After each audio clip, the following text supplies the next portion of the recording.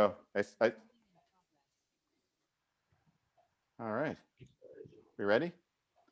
This webinar is being recorded. We are Yeah, now we're live. live.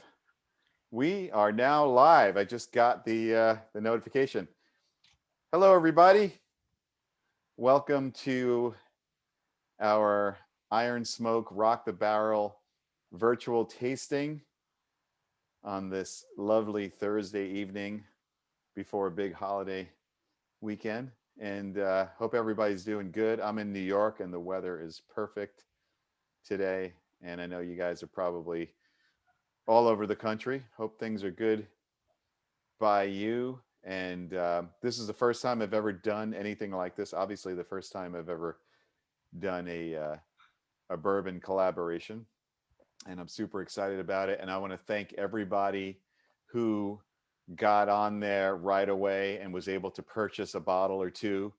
I know it went really fast. It was a very uh, limited small batch. So if you were able to get your hands on it, congratulations. And I believe you can see my cohort in crime here on the screen, Mr. Tommy Brunett, the man behind Iron Smoke. What's up, Tommy? Oh man, I'm totally excited to get this. You know, I was looking forward to tonight, and Yeah, thanks for everything you've done for our company and our brand, and by choosing us. And it's been a pleasure getting to know you. Really, it's like I, I feel like we made a good friendship over the whole thing, and like you said, it takes a village to make this kind of thing happen. So it does, it does. And likewise, man. And my wife Rain and I came up and hung out with you and your wife, and it just we felt a kinship right away. We had a great time at the distillery, that which we'll talk about. We'll get into what happened there when I went up there, and the origins of this collaboration. Um, but I thought it might be good for people to kind of get an idea of your business of Iron Smoke and what you're all about and how yeah, it started and everything. And we actually have a lot of commonality that I didn't realize. You being a guitar player and your yeah, history in the music business and everything. This was like a really it was the ultimate collaboration. yeah. I've been pulling the wool over people's ears for a long time. I was in a band called Modern English. I was lucky enough to be a touring guitar player a long time ago. I'm older, Yeah, but nice.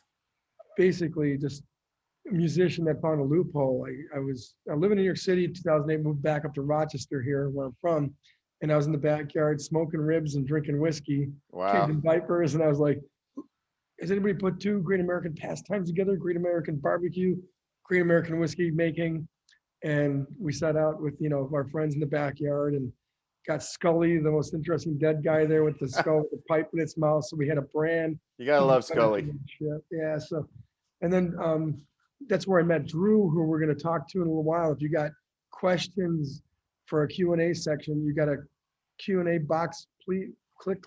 You got to click your Q&A box, I guess. But if you want to go deep and you're a really enthusiast and want to talk to our distiller, master distiller Drew Wescott, the genius, he's going to join us towards the end. We have like 10 minutes with Drew, and then but we started off in a still. We're a New York State Farm distillery. We're in 11 states. We're one of the most sought after bourbons in the world now. We've got some good accolades and partners like you now, like that have really helped further what we're doing. And we're really purists. We make everything here. Kentucky Vendome stills, crush all the grains on site. You saw it. We know all of our Yeah. farmers. We know the cows and pigs names, and we always take the long and hard road. And I think that's what really puts us above most of the other ones that are out there. But Yeah, I mean that's amazing. I noticed that right away when I came up there, and I love. I was born and raised in New York. This is my home state, and like I love that this is a New York distillery, and that the farms are New York farms. Actually, my brother lives right up by you. He came and got to visited meet him, Iron yeah, Smoke. That's right, you got to meet and him. his wife, yeah. Yeah, so I love that. It's really important to me to support that, and I just think it's awesome. It's awesome that it's literally farm to bottle. Um, and you guys, this is another thing too that I was blown away by. Not only your distillery up there, in Fairport, but your facility, your whole tasting room, your merch store, your concert venue. I mean, this is a serious location, man. Yeah. And now that things are starting to get back to normal and restrictions are starting to loosen up, and we can start to do some of the things we used to do, and be, I'm sure, great to have great events there again, and Yeah. shows and everything else. People are ready. They're Yeah, coming in. They're coming in more and more, and it's just a refreshing to see when we get yeah. back to live music. We're gonna start live bands here again, July Oh 2nd. wow, that's great. Very So cool. full on. But Very I got to cool. geek out a bit when the first time, like obviously it was like when you tried our bourbon, and people got back to us and said, "Yeah, John likes your bourbon. He'd like to discuss things and move things forward." And it was our first call, and I remember I go, "Dude, I had the Majesty cassette," and you're like, "There's a there was a crown I remember on it." You go, "Yeah, dude, I made the I Yeah, made I that drew helmet." that. But it was pretty cool that had someone like a long time ago said you got to check these guys out, and then I guess that evolved into Dream Theater. But Exactly. Yeah, our first Majesty demo that we made, right out of Berkeley College when we were like 18 years old, and I drew that Majesty logo and everything. And long story short, we couldn't use the name Majesty, and it turned into Dream Theater. But my signature guitar, one of mine, is called the Majesty, and we used the Majesty logo with Dream Theater. But that's funny that you had that all those it years was, ago. That's pretty incredible. I had no idea that you did the artwork. I was just going, Yeah, dude, I yeah, hate yeah. this shit. That's someone give me. Got to check these guys out. Yeah, it's so funny. Congratulations, by the way, on your 20 years with Music Man. Oh, thanks. Yeah, Guitarist? Ernie Ball Music Man, 20 years. We just we're celebrating that this year. We just announced and released a 20th anniversary model that is just so beautiful. You can go onto the Ernie Ball Music Man site. I've been posting pictures. We did a video. We did like a kind of a retrospective documentary that some people might have seen. Very But yeah, cool. that's just so exciting. So And you're exciting. doing some mixing, I heard. Doing some mixing. Yeah, new Dream Theater will be out later this year, and that is all done, and just working on the details of that. So it's been busy. Um, just lots of music, bourbon in Lots of between. bourbon. That's right. You And know what? yeah, Maybe we could talk about, like, I know what happened on our side. We heard yeah, through our good friend Seth Leibowitz, who put the thing together, yeah, and he was working on the Trooper project with Iron Maiden, and that's right. how we connected. And then I guess he told you about us, and then how did, on your side of the fence, what was that like? Because Yeah, sure. Well, first of all, I got into bourbons several years ago, and it's one of those things. Those of us that have, you guys have purchased this, so you're obviously into it, and it's something that's you can go really deep with. It's really interesting, and I just started getting into it, like the other things I'm into, like guitar playing and barbecue smoking and bearding and everything else. In fact, I smell like smoked chicken right now. If you were to, if this was beautiful smell. smell-o-vision, just smoked the chicken tonight. You're cranking up the smoker, the I was barbecue. cranking up the smoker. Cool. But yeah, so my wife Rain and I went to a maiden show, and we met Seth there for the first time at the Trooper Beer like before party. And anyway, that turned into a relationship with Dream Theater, where Seth brokered a deal with Barrier Brewing Company out of Long Island. We did our Barstool Warrior beer. For those of you who got a chance to get your hands on that and taste that, that was so good. And so we've been in touch, obviously. And Seth came to me one day. We would email texts about bourbons. You try this, you try that. Different things. And one day it's like, hey, there's this amazing distillery in upstate New York. I want to, pass this information along. Check it out. Would, let me know if this is something you'd be interested in partnering. And I went to your site. For those of you that haven't seen your site, go to your site. You can check out the distillery, the tasting room, again, the merch, the venue. It's just really cool. Anyway, I love the whole aesthetic and everything. And you guys arranged to send me some bourbons, and I tried it and I was blown away. I was blown away. I thought it tasted amazing.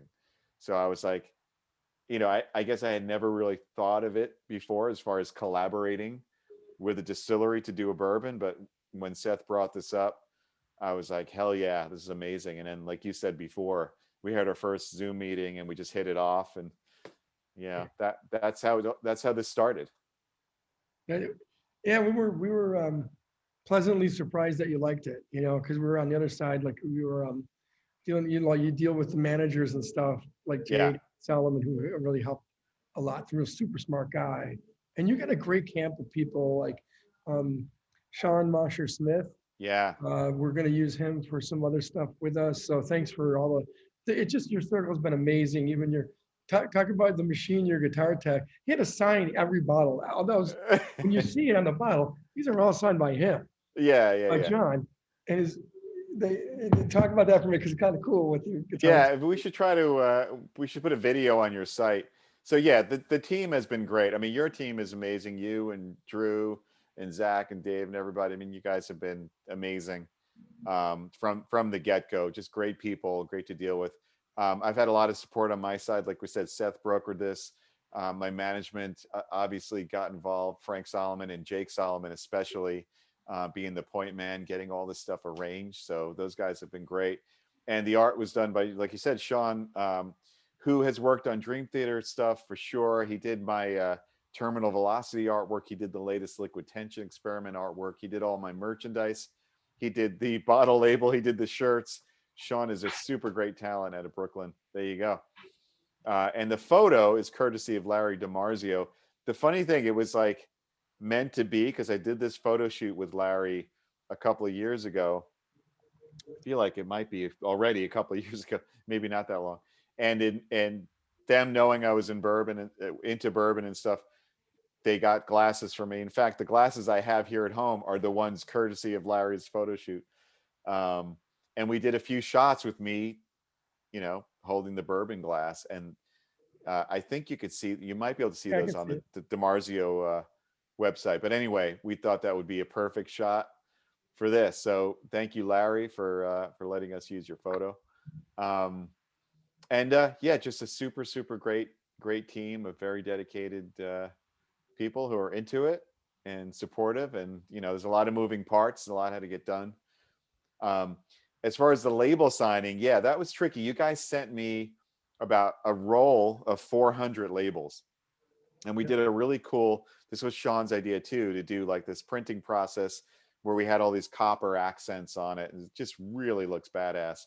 But the question was, how was I going to sign all these? It's in a continuous roll, and there's stickers, and you don't want to damage them. So my guitar tech, Maddie, who a lot of you guys know, devised a system at our headquarters. He had the roll on a spool, and then it kind of went across this table, and there was another spool on the other end, and he'd wind it as I would sign. I think he got a few paper cuts along the way, and it took us a while.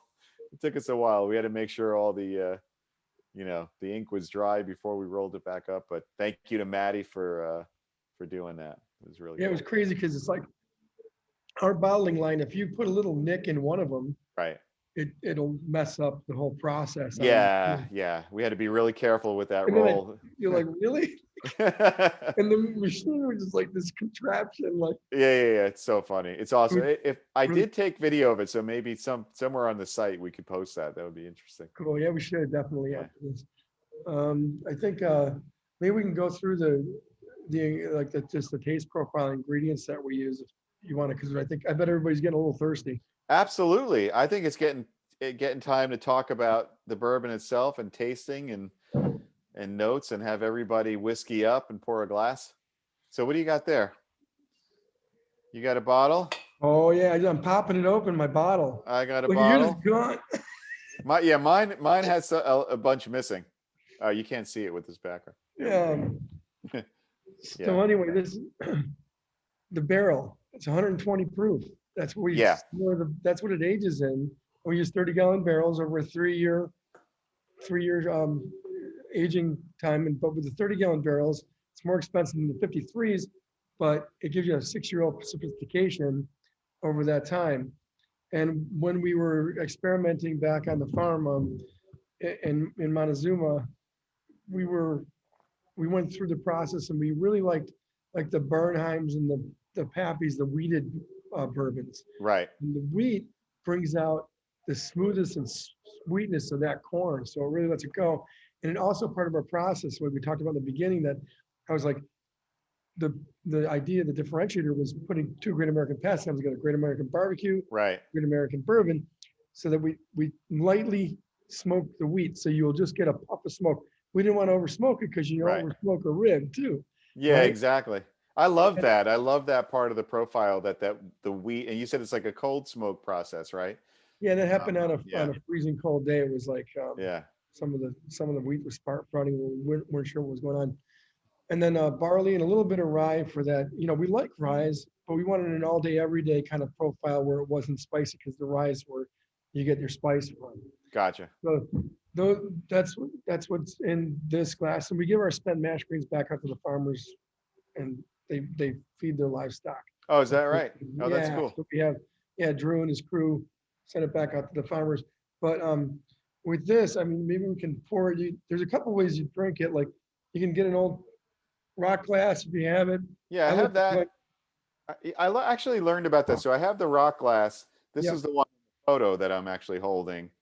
And I always thought, before I went to the distillery, and I have the Glencairn ones as well, which you guys turned me on to as being the right way to do it. But you always see on TV and movies like people they're always having whiskey in this rock glass kind of vibe, it's right? cooler. Yeah. Quite frankly, Yeah.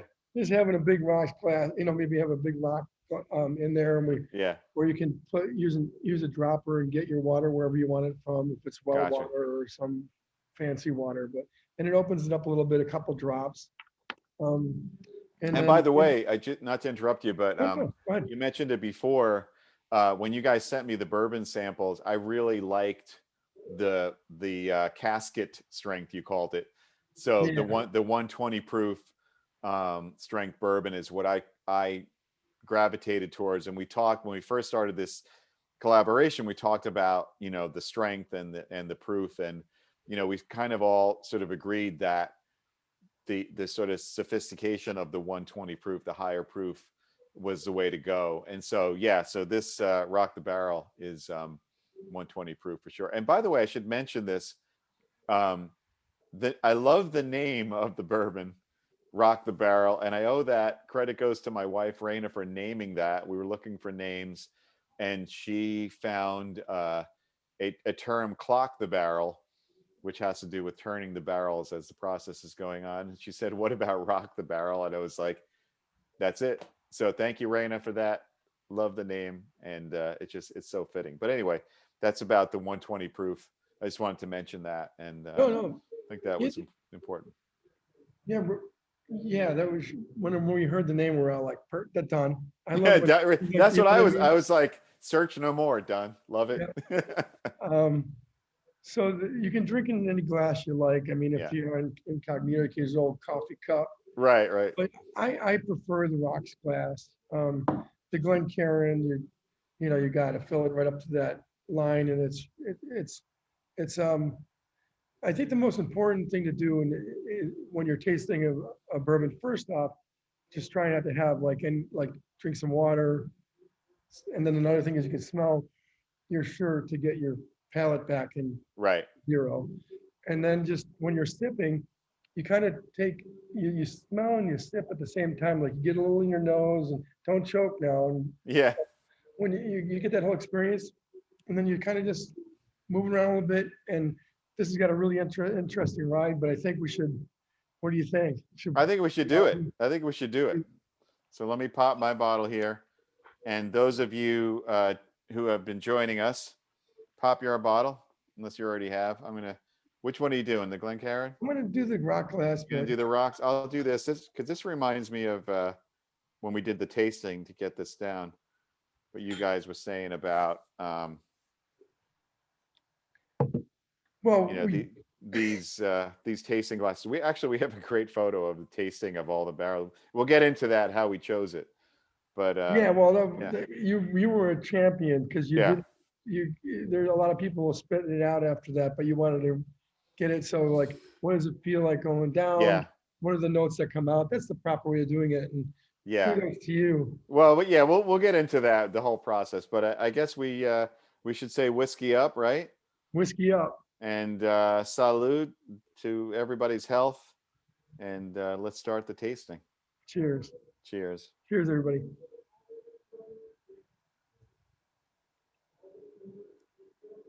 So now just let it sit there and just you get the oak in the middle, but you get the vanilla, brown sugar, and a little bit of burnt Oh yeah, marshmallow up front, and that oak, and then all of a sudden it changes. it does. That smoke coming in a little bit, and It's it's a it's little bit subtle. of it's such a subtle thing, that smoke.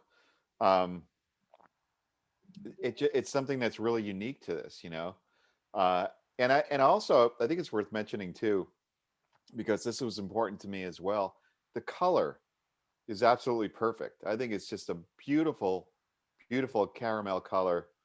That's just, you know, reminds. I have a guitar called it's Tiger Eye finish, and it kind of reminds me of the color of that guitar. But it's just beautiful. Yeah, so Drew crushed it on, and then you picked some amazing barrels out of the ones he presented to you. He picked the ones that he liked best. Yeah. So tell everybody about. I know Drew's going to jump on later, but we keep mentioning his name. So let's talk about. Tell us who he is and what his role is. Well, being a master distiller, you got to be like an engineer, a chemist. Um, if something breaks here and he can't fix it, you might as well throw it out. He can build anything. Reminds me of my dad. I lost that DNA strand, but he could fix anything. My dad never took the car to the garage, you know. Yeah, I don't have that. Yeah, I don't have that DNA strand I either. don't think I call the guy, you know. Yeah, exactly. Sometimes, a lot of times I'll call Drew and say, "What do I do?" Yeah. But we met in the early experimental phase, and he was working at a place called Montezuma Winery, and they had a still, and that's where we experimented with the recipe. Then, fortunate for us, he was leaving there, so we didn't poach him. He was leaving, and we Right, said, right. "Look, we're going to start a distillery." And he came on board, and it changed my life. You know, I'm a massive fan of what he does. Yeah. We become good friends, and I consider him like a brother. I'm speaking from myself.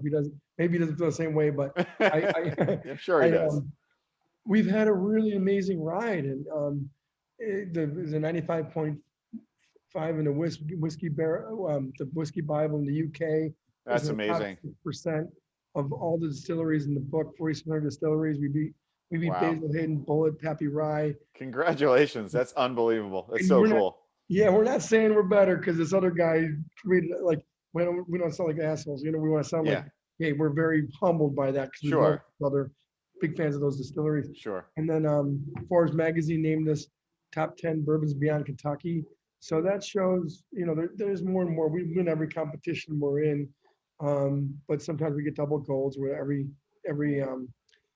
judge is unanimously gives you a gold and you get a double gold. Wow. Well, you So guys are those, you're doing things right, man. I noticed that right away when I came up there. I mean, you guys are the real deal. You're artisans. You're into the craft. You're passionate about it. You know, it totally reminded me because I've been fortunate enough to work with companies with people who I just love, and we're into the same things, and the love for the art goes into it. You know, one example is with Ernie Ball Music Man. We talked about them before, and one of the engineers, his name is Drew, and he's so talented, and you know, designed the Majesty, and you have your own Drew. So immediately he was like, you know, it's the same sort of mentality. You know, people that are like engineers, scientists, chemists, you know, artists, artisans, chefs. It's really really cool. So you guys, it's no wonder you got all of those accolades. Wow, I only had two sips. Accolades and all that recognition. You way deserve it. So thanks. And you know, we were talking about the art of the craft and like you're chasing yeah, the tone. I think that's what Crude always chases, how to do things better yeah, and make sure that we're not putting other bourbons like from Indiana. Some people mix other stuff into theirs to get more of a yield or gotcha. make their own. But we make everything here. Drew and his crew make everything that you've tasted in the bourbon bottles here. Incredible. Yeah, Incredible. and even the barrels are from New York State. They're from the Adirondack Barrel Mill. Right. And I think Drew picks those, but he's an amazing guy, and he's getting married this summer. All So right. Very going cool. down. Well, we'll talk to Drew later. We can talk about his plans. There you But go.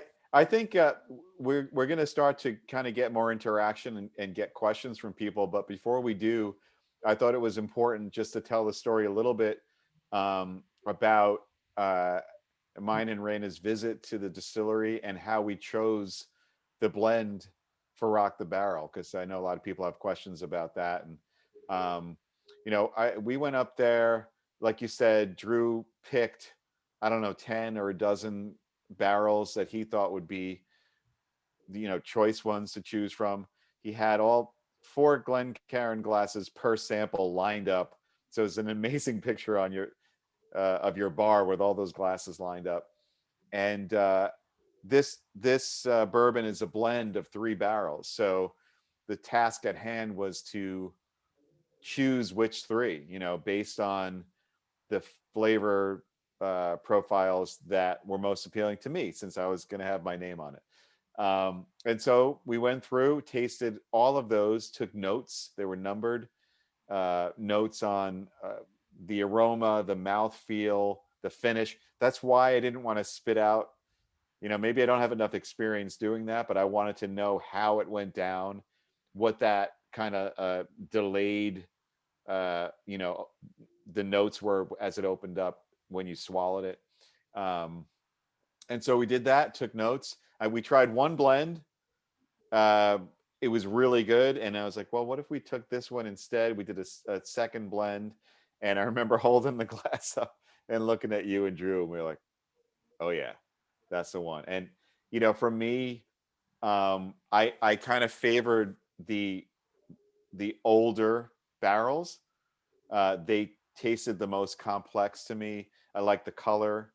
I like that sort of the caramel notes, the warmth, a little bit of spice, and the younger, they were all 3 years or more, but the younger ones, to me, didn't have that complexity. So I thought it was the perfect balance of 3 barrels, and I couldn't be more proud of how Rock the Barrel came out. I don't know if I'm describing the process correctly, if there's anything more that we did or that you guys Oh, did after that. But dude, you owned it. We're in the background going, man, he's trying everyone, really trying them all.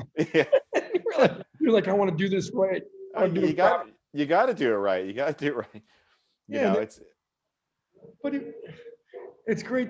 Drew picked his favorite, and then you picked yours, and you did a fantastic job. Like that's the first time you ever tried to blend, right? right. I Yeah. never did So that before. for the first time in, it was insane Yeah. that you picked this out, and making it like Drew does. It's not easy. It's and then picking those out. It's kind of like dancing naked in a sombrero. You really got to know what you're doing. You I gotta know didn't what you're doing. know what I was doing. No, you know what, I was going just instinctually with my taste for Yeah. bourbon and what I wanted to feel and get out of it. And, even the way we talked about this a bit with the Glencairn glasses, as you're Yeah. drinking and you're sort of sniffing in as you're tasting, and how that hit the nose, and some of them are more, I don't know what the word is, but mentholy than others that kind of hit your nose stronger. And, some were more mellow. So I like the ones that were mellow, again, more kind of complex. Even I don't know what you call this, Tommy, if this is the mouthfeel, but I know it's all liquid, and I don't know if the viscosity changes, but some of them feel heavier than others. And I like the heavier, not that it's anything like this, but more syrupy, whatever you call that feel. I liked. I thought that was a smooth thing. So those are the types of things I was going for as I was tasting. that that comes down to like what the whole project started with that and ended with it was that like the viscosity, the I don't know if people that are whiskey connoisseurs know this, but Mhm. if you don't, 80 proof, you're just taking it down from 120, which was it is in the barrel at 120 proof. Right. To 80, you're adding water. So to get that, the pure viscosity, a little heavier feel, the color, that's the aficionados don't want you putting the water. They Right. want, don't filter too much. Right. It runs through a screen, to just get the chips out and things. So you're tasting it just as if you were sitting under the barrel and just, Yeah. so, Well, when I was at the distillery, you guys, you have your little turkey baster things and stuck it in the bottle and literally tasted that. And there's nothing like that experience. It's just so pure and so great. And we even talked about again with the 120 proof for those people who like, you add a couple of drops of water and you could bring that proof down to your likeness. I remember that's something you said, or to what you like. So it worked out great. yeah, you Worked can out put really it great. like if you want to use an ice cube. Right. Yeah, I call them speed bumps. There you go. There you go. Slow it down a little bit. And But by the way, we're going to get to people's questions now, but just yeah, a helpful hint. A lot of the artisan communities, artists, uh, smokers, um, distillers, all that stuff. The beard culture is strong. In fact, your very own Dave has an awesome beard. And just a tip, I put some mustache wax in under my lip to pull that out of the way. So when you're tasting, you're not getting a mouthful of hair as well. and So little tips maybe from the beard. TMI, but that's a little bit of a tip for all of you bearded whiskey drinkers with There big you go. mustaches. Yeah, But we should. So I believe Zach is moderating, and maybe he could feed us some questions from everybody out there. I hope you're enjoying the bourbon. I hope yeah. you're with your friends and loved ones, family, people that you love, and that you're enjoying the bourbon as much as we are. But I'd love to get some questions. So Sure. how do we do that, my friend? He threw some at my screen that All right. Doug Kepner. What was it about this barrel that said to you, this is the one? So the three in this. Yeah. Yeah. So like we said, in this case, it was a blend of three, and I can taste. I was a little bit unsure that I'd be able to taste the difference, but you absolutely can, going from barrel to barrel. And like I said, it was a combination of mouthfeel, that viscosity, the way it hit my nose, the sort of caramel finish, the little bit of spice that hit, and how it felt. What happened afterwards after you swallowed, that kind of delayed response you talked about before. You mentioned something interesting, the burnt marshmallow. That's like perfect. I love that. And it's really a unique one, but Yeah. I'm so glad I liked it. Something disappeared though. There was a good question. Did you just take one off of there? Um, oh, John Yeah. from Gregory Hart.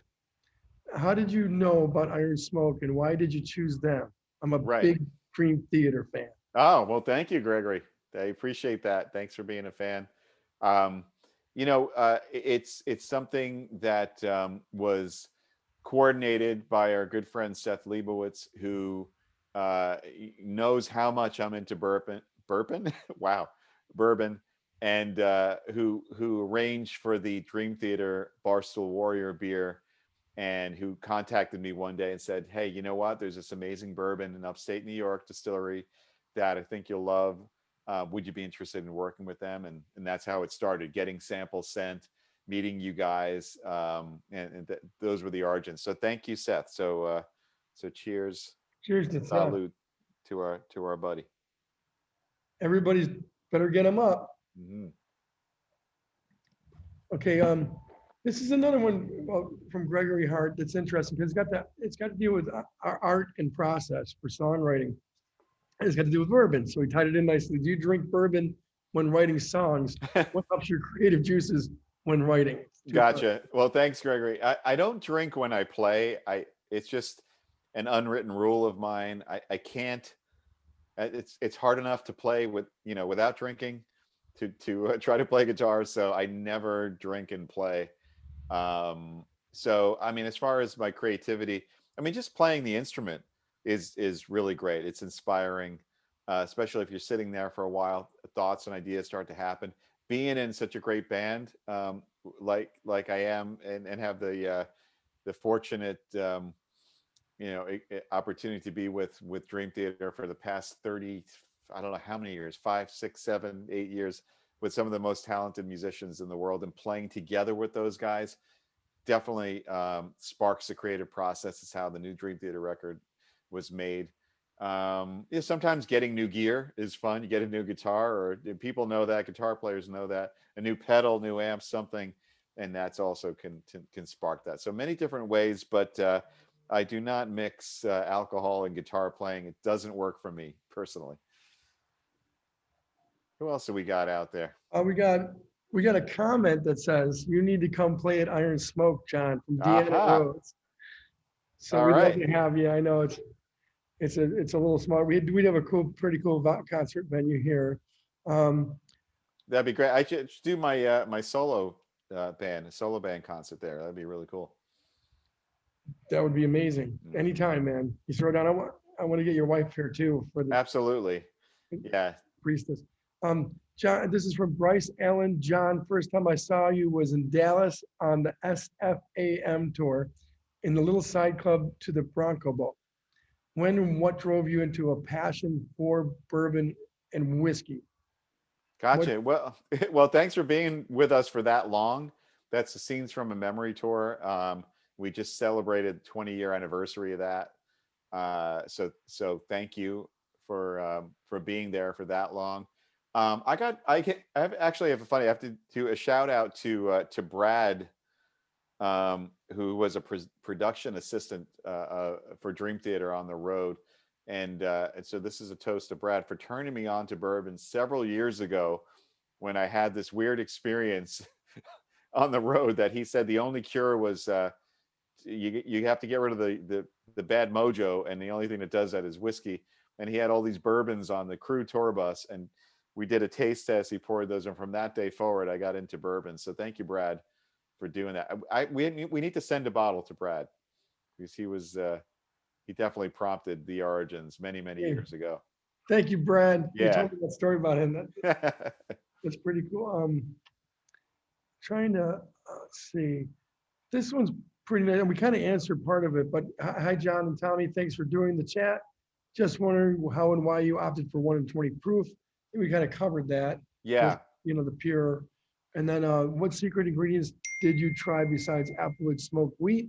The 4-grain bourbon mash bill. I think that was pretty major in experimenting with more wheat and the way we smoked stuff. And also, this is kind of cool. I wanted to make sure this got in. Also, today's toast is twofold for me, Peter Bala.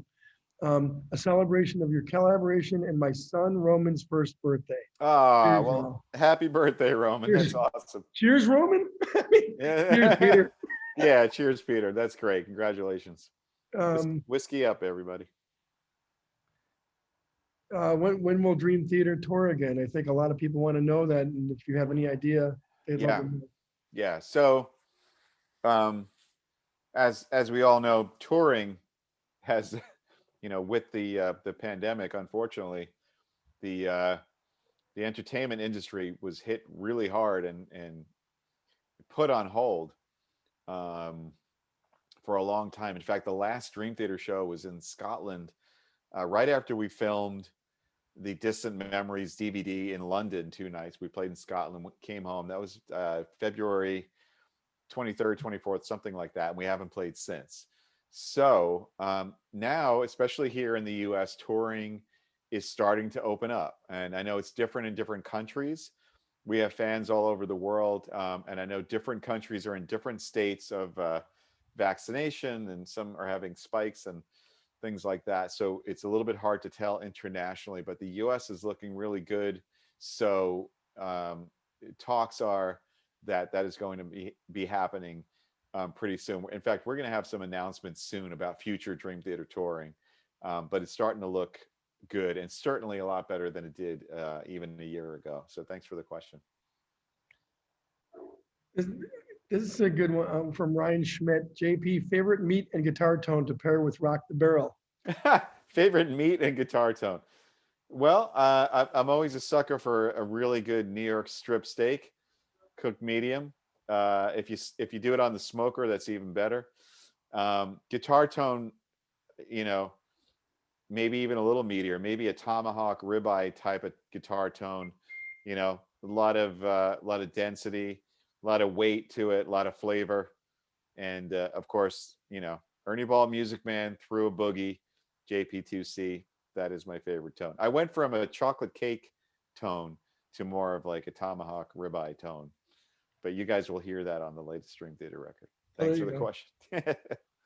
Um, a Marshall Candelaria, really digging this collaboration and the resulting bourbon. So I'm curious if there will be any future releases moving forward. Thanks, Ah, guys. what do you think, Tommy? I think we should do it. Um, I'm there. all right, well, you're here first. There you go. He's got to So, work out some details, but so that would mean coming up to the distillery and doing the process again and trying. yes, please. Actually, I don't know if this is the right place to talk about this, but I was curious about that. Um, when you guys do a bourbon, this is a question for you, and it's a certain, you call it something like your casket strength or the different flavored bourbons that you have or whatever. Um, and obviously they're coming from different barrels, and there's a process to making it as close as possible. How do you do that? Like if we were to do another Rock the Barrel, and I came up and tasted, would it be like a 2.0, or would we actually be able to get it to be the same? Like what's the science in that? I think I was that's a good curious about that. segue to the Drew, you know. Oh boy, should we save it? I think We, that'd be a good way to lead into Drew's okay, cool. uh, appearance here.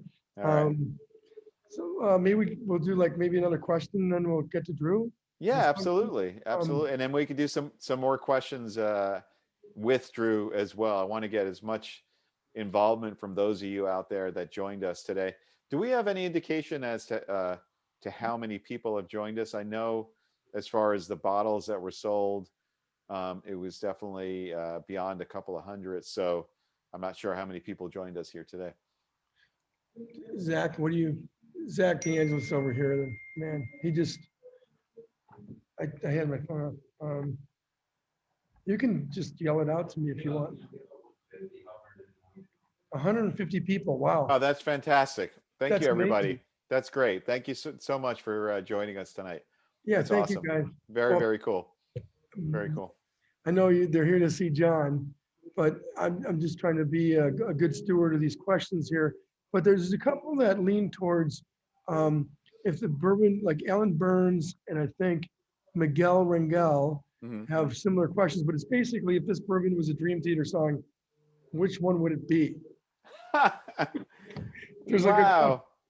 Which one would it be? Oh my God. Well, I can't say the Count of Tuscany because that would be more of a wine. Um, what would this be? You know what? It would be, I would say it would be one of the new Dream Theater songs that you haven't heard yet. You'll get an idea. there you go. If it was a song from my solo album, it would maybe be The Odd Father from my solo album. If that makes any sense. I think There we someone go. said endless sacrifice. Oh, okay, great. Love it. Uh, a lot of the more stuff they want you to play here, which is very nice. Do you ever drink scotch? Yes, I do drink scotch. I'm not as well versed in scotch as I am in bourbon. I think I don't want to upset any scotch drinkers out there. I think if I, have the choice, I definitely veer towards the bourbon. But I've been getting into scotches more and more. I did a great interview with a journalist who is so well versed in it, and he gave me some scotches to check out, and I've been getting more and more into that. It's whiskey's interesting, depending on it's made, on where it's made in the process, and scotch is a whole different thing. I know there's a lot of scotch drinkers, and something I'm going to get into more and more. But I have more experience definitely on the bourbon side, and I tend to prefer that over scotch if I had a choice. Okay, so I think I see some questions here that would be great for for Drew, so he will Yeah, have him jump in. absolutely. Because is he there? Gary, he's coming on. Oh, there you Drew go. Wescott, our master distiller. He could be on his boat Is that where he fishing. is? Maybe he's got a pike on the line. Okay. I see his name. I don't see his face, but I see his name. Hey, There he is. Oh, wow. What do you got going there? Look at this guy. what's up, guys? You're styling. You got your bottle. You got a fire going. Just hanging out, man. you- Thursday evening. How are you guys? Can you hear me all right? We're doing Yeah, great. sounds We hear good. you great. Are you by a lake there? That's awesome. No, I'm at my house. I live on the Seneca River. Nice. Very cool. So Drew, welcome to the program. Thanks. One of the things that James Fitzgerald asked, but he asked for me and John, but is more appropriate for you. How are you able to get the bourbon to taste so smooth yet be 120 proof? Well, so the thing is, in distilling, we do a heads, heart, and tail cut. A lot of distillers, they'll do they kind of leave a lot more heads and a lot more tails. Well, our distillation method, we cut it so tight that we're able to, save a lot of the pure flavors that come out of the heads and tails, but then, isolate the hearts. So it's just kind of something that's unique to us. What is I'm lost. That was very esoteric. Can you break that down for laymen? Sorry, man. So what's heads and tails and hearts? all right, so the first part that comes off the stills, that's your head. So that's kind of your methanol stuff, your low boiling alcohols. Your hearts, that's your ethanol. That's what we keep. That's basically what we age to make the rock the barrel. Then your tails, that's when you get into more of the fusel oils and stuff like that, the thicker parts of the alcohol. So Gotcha. So we make a real tight cut for our hearts, and that's why we're able to age it so quickly in our 30-gallon barrels. Wow, that makes sense. That's awesome. I have a question for you. I know we're taking questions from people, but I was asking this before. So somebody asked if we were going to do another run of this because, it was a 3-barrel blend. It was a small batch and it sold out in less than 2 days. And there's a lot of people that weren't able to get their hands on it. So, we're talking about doing another one down the line. For the first one, I went up there, we did the tasting, we took notes, we blended the barrels we thought were great. How would we get another rock the barrel run to taste like this? Or would it be something we'd have to actually call it something different? Or how does that work? The thing is, John, I mean, with blending barrels, and that's kind of where my job comes into. And then basically what you did was kind of what I do at the distillery. You came in, you tasted a group of different barrels. So Right. we get ready to do a batch of iron smoke. So we do a batch system. Every batch tastes a little bit different, Right. but they're all very similar. So the thing is, we could go to a bunch of different distilleries and we could pull a bunch of different barrels and we could almost make something taste similar to it. And it's all about the process and you being able to taste the difference in how you want it to taste. Gotcha. So it's Right. yeah. That makes sense. Hey, do you have a bottle there? Do you have a pour? Do you have a glass? I got a glass, man. I like to drink mine out of a clear coffee cup. I don't got the fancy Glencairn, but Oh, nice. Well, I'd like to say salud, cheers, and great working with you, meeting you. An awesome job on Rock the Barrel. We have hundreds of people out there that got their hands on it and are very, very thankful for your artistry and craftsmanship. So cheers to you, my friend. Thanks, John. It was great working with you. Absolutely. Cheers. Nice. All right. Who All else we right. got out there? What other questions can Drew field with his expertise?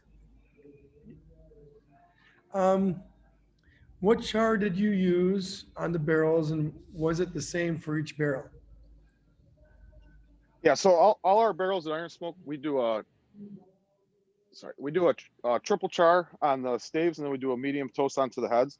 That was something basically when me and Tommy got hooked up at Montezuma, that was just kind of that was the flavor profile and the char and toast levels that worked out good for our product. So we stuck with a lot of guys will bounce around. They'll do a heavy toast and a 4 char or a light toast, a 2 char. They bounce around. We just figured out from the beginning that worked great for our product and we stuck with it. That's nice. So this is the char that's on the inside of the barrels, right? That gives the bourbon its color. Is that correct? Correct, man. So the char on the stave, so the actual, the sides of the barrel, that's your staves, and that's where Yeah. your char level is determined or whatever. So you can go from a 1 to a 5, and that the 1 to the 5 is basically the lowest penetration. 5 would be the deepest penetration of how far Gotcha. the char goes into it. But then with the toast, actually, the way that works is that they don't actually burn the barrel; they'll cook the wood to a certain temperature Oh, onto okay. the heads. So they'll, I don't know the temperature off the top of my head, what makes one a light or a heavy, but that's kind of how they determine it. So. And this might be a stupid question, but is for some reason in my mind I'm picturing a completed barrel and somehow you char it that way, or is it before it's actually assembled? Nope. So what the company that we buy ours from, the Cooperage, 80K barrel Cooperage up in Remsen, New York, they actually Yeah. designed a piece of equipment. They have so lasers that will go inside the barrel, determine how deep it goes. Where Okay. a lot of Cooperages will just basically hit it with fire and be like, okay, 15 minutes at this temperature gives me a 3 char, or 20 minutes at this temperature gives me a 4 char, or whatever it is. This guy actually has they call it the dragon. So it'll shoot fire in from both sides of the barrel after it's made without the heads onto it. Okay. And it'll just kind of rotate it while it's being sprayed with fire. And, lasers will be in there registering what temperature the inside of the staves are. Wow. Then they pop the sides onto them. Wow, that's pretty incredible. That's Yeah. awesome. I never knew that. That's so cool. And I love, we talked about this earlier too. So the barrels, the ingredients, everything is from New York. And of course the distillery is in New York. So that's Yep. really, really cool. Here's another one. Interesting. And maybe we'll toss it to John too, but we'll start Yeah. with Drew. As the master distiller, what are your thoughts on water, ice, and cocktails for your bourbons, especially this one? Because it's so, it's 120 proof. It's a really pure, you don't, sometimes you wouldn't want to mess with that. And please, and Bryce Allen says, please don't hold back. Really want to know your true feelings. Yeah. Well, Wear it on your sleeve. So treat your ice like you treat salt and pepper when you try a new meal, right? You always want to try it first without the salt and pepper. I like a lot of salt and pepper on my food. Always try it first the way the cook gave it to you, and taste it, and then decide if you want to put ice onto it. I personally always put ice on my bourbon. I just like it a little bit watered down, always cool. But you always want to try it, regardless of the proof, whatever you want to do it. You want to try it in its natural state. But yeah, I actually, I definitely agree with that. I tend to kind of like bourbon neat. But sometimes it's fun experimenting with a little bit of water or ice. It definitely drops the proof down a bit, especially with the cask strength like we have. I don't know. I prefer the feel of it at 120 proof. That's just my taste. And there was a point before I started really getting into bourbons where I was starting to get into it, and I was doing the drinks. So like old man drink, old fashioned, which is a bourbon drink that's been around forever. I was drinking those, and then eventually I got kind of away from, mixing it. But there are a lot of interesting drinks you could do with bourbon, of course. I mean, I'm not a mixologist at all, but I actually tried doing this drink that was really cool. So it was a bit of bourbon, it was a bit of Amaro Nannino, which is an Italian kind of digestive, and a little bit of the Pellegrino seltzer flavored seltzer. It was like a mandarin orange type of thing, and it just had this great blend. So that's my little recipe. I don't even know the ratios, but you might want to try that one. Yeah. Our straight bourbon makes a dynamite old fashioned, like the straight bourbon at 80 proof that we have. Yeah. And a lot of those times when Drew's testing the taste, he's got to figure out how it's going to taste when you put an ice cube in it and when it melts, and how it tastes with other things and how it cuts through. But our taste profile really makes a killer, like Manhattan old fashioned. Awesome. I love it.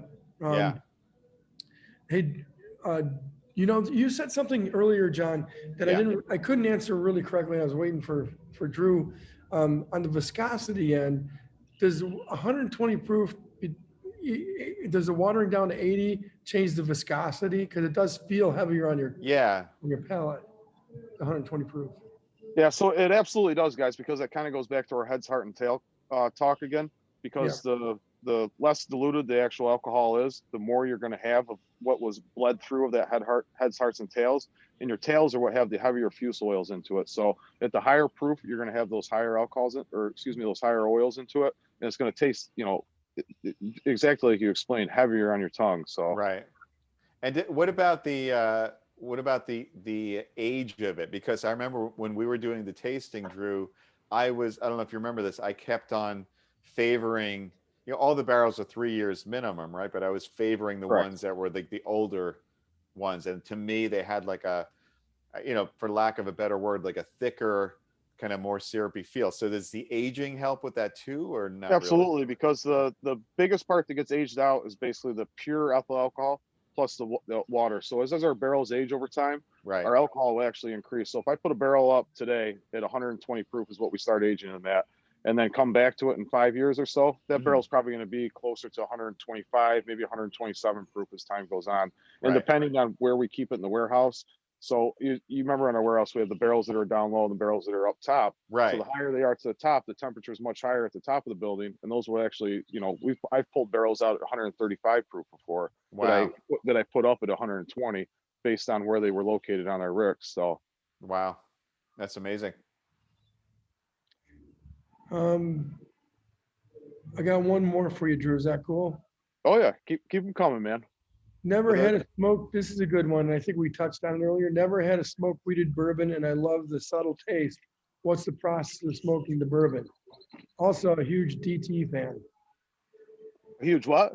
Warren Phillips. Thank you, Warren. Huge Dream Theater fan. Oh, All caps.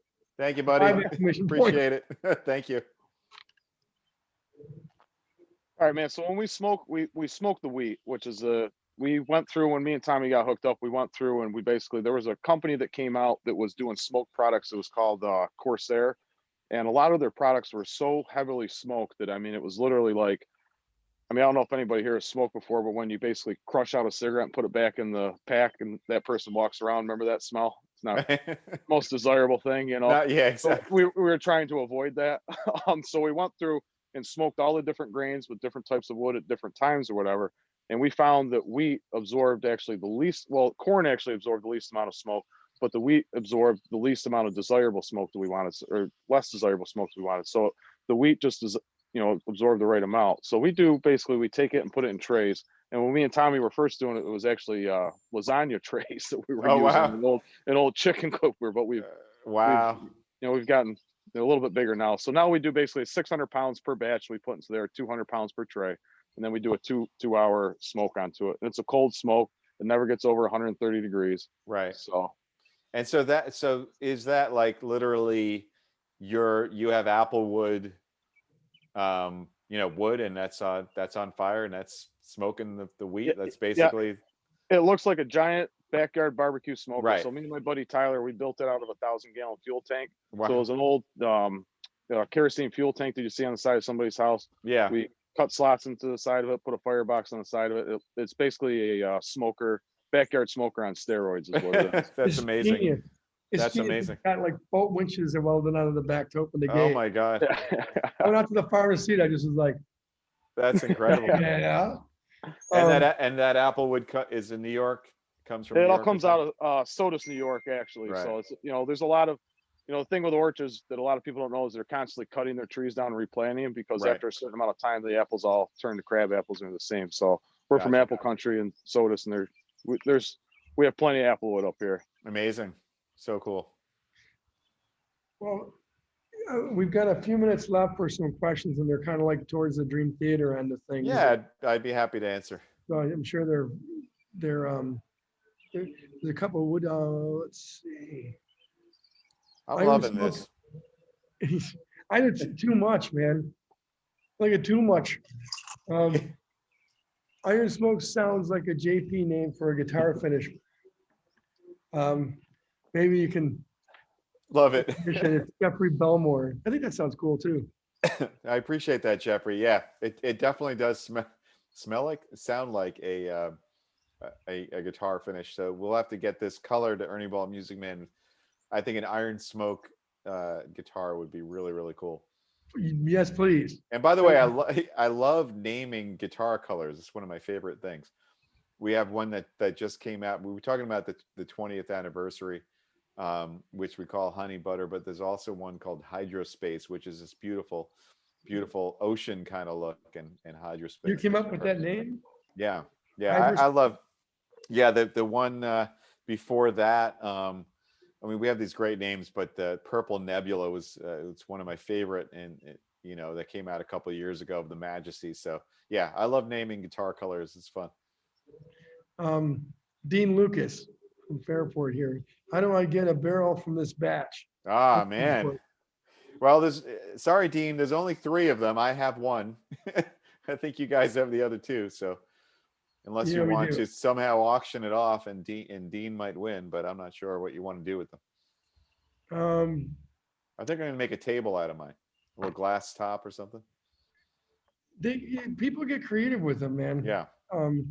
And someone, I forget, one of the questions was like, would you, I think it was from Dean as well, would you ever cut one up and use it to smoke your meats with?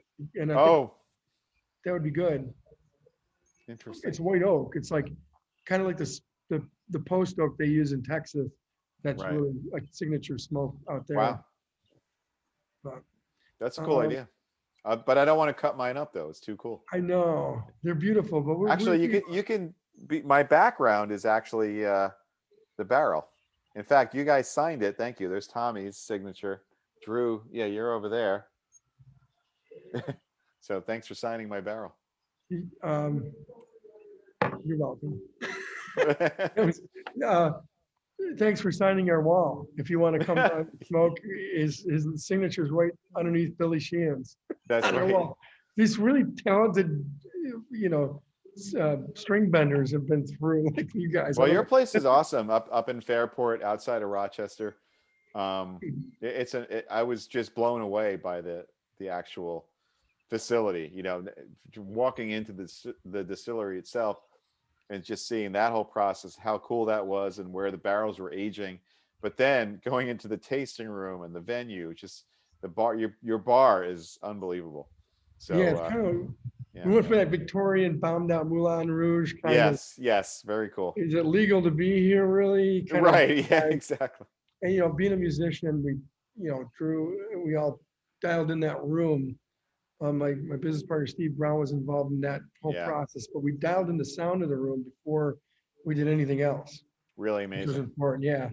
So we tightened it up, don't dent it too much, but it's pretty cool because one side we call it the spirit, we'll call it the Holding Spirit Factory. Nice. And then there's Sounds like a band name, Spirit Factory. yeah, well, it's we've had some really great. We do everything from our own burlesque produced shows to Right. a lot of community supported events for different organizations, and it's been a really great extension to our brand, and got a great gift shop and stuff. Trying to think, Johnny, someone was asking me, do you sorry, I'm trying to get there was one that said asking about the band and if you drink together. Right. If you don't mind answering that question. Yeah, absolutely. After a show on the tour bus, guys are into different things. A lot of the guys like wine. Not everybody is a big whiskey drinker, but we'll certainly, enjoy that together. It's a good sort of after show thing to do. Like I said, I don't mix drinking and playing, so enjoying something after a show, especially, as a band, you kind of talk about the show and you're on the bus and everything's safe and good. And, those days, I can't wait for those days to come back, by the way, because it seems like a distant memory. Speaking of distant memories, but I can't wait to get back to that. But yeah, we do for sure. I love the camaraderie, by the way. And sometimes on a bus, you do need to have something to take. When you're up on that high from playing live, you don't need anything else. Right. And it takes so long to get back down. Yeah, that's true. I can't imagine what it feels like for being in your shoes like that. Well, I can a little bit, but it's tough. All right, so we got to kind of wrap things up, I think, here, because it's coming up to 8:34. This is kind of a cool one. This is a request from Israel Alvarez. Can you say happy birthday to my father-in-law? We got him the bourbon for his birthday. His name is Keith Barlow. Thank you. All right. Well, absolutely. Happy birthday, Keith. and you have some special people who got you a really great bottle of bourbon. I hope you enjoy it. Have a great birthday. Whiskey up, salute, cheers, enjoy. Long may you run, Keith. That's Cheers. right. Cheers, Keith.